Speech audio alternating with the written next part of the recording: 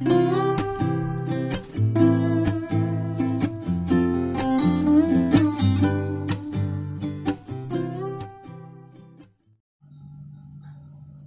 everyone! Kumusta po sa lahat? Welcome po kayo sa aming channel, Marette and Martel. Yung mga hindi pa po dyan nakasubscribe, please subscribe po, like, and click the notification bell para lagi po kayong ma-notify sa aming mga videos. Thank you po.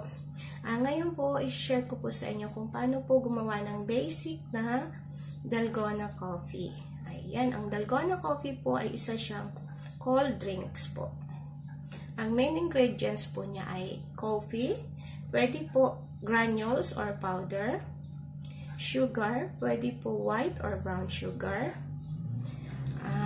milk, pwede siya ng fresh milk, pwede powder milk, tunawin lang, at pwede rin mga evap milk po, at hot water po. Ang ratio po ng kanyang ingredients ay 1:1.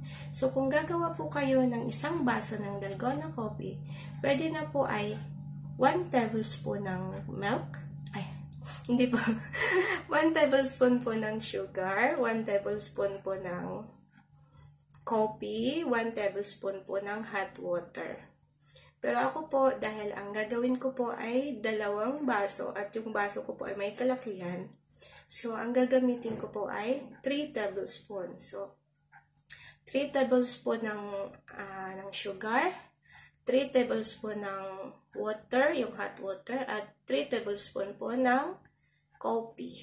Ang gagamitin ko po ay coffee granules. Ayan po, mag-start na po tayo. At dun din po sa pag-whip po, para maging fluffy and creamy po yung ating coffee.